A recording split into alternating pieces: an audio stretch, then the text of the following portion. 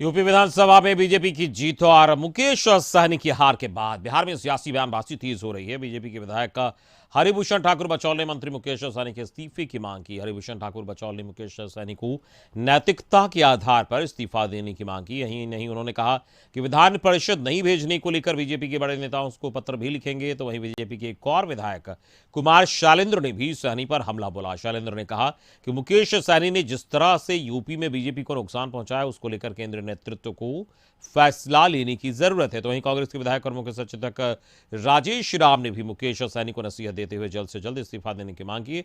उन्होंने कहा कि एनडीए में मुकेश सहनी की काफी फजीहत हो रही है, इसलिए उनको जल्द से जल्द इस्तीफा दे देना चाहिए। निश्चित रूप से जिस तरह एक सहयोगी दल के रूप में जाकर के जिस तरह सारी मर्यादाओं को उन्होंने लांघा है, वो रिजेक्टेड थे। उनको भारतीय जनता पार्टी ने प्रोजेक्टेड किया। वो एमपी के चुनाव हार गए थे, एमएलए का चुनाव हार गए थे, फिर भी उनको मंत्री बनाया गया। और हमारे पार्टी में एक से एक सहनी समाज के नेता हैं, चाहे माननीय अर्जुन सहनी जी हो, माननीय अजय निषाद जी हो, चाहे माननीय जदयू में मदन सहनी जी हो, हरी सहनी जी हो, उनको नैतिकता के आधार पर इस्तीफा दे देना चाहिए। वहाँ पर अखिलेश यादव के खिलाफ थी, सपाई के खिलाफ थी, कांग्रेस से।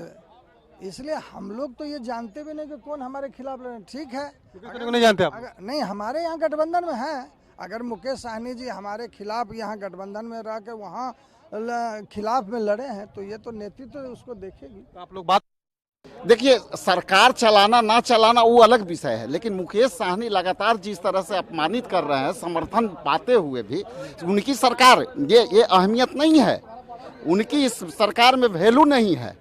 बीजेपी के लोग कुछ कहेंगे और जो है जदयू के लोग कुछ कहेंगे। बिना उनको एमएलसी बनाने की बात हुई थी, नहीं बने।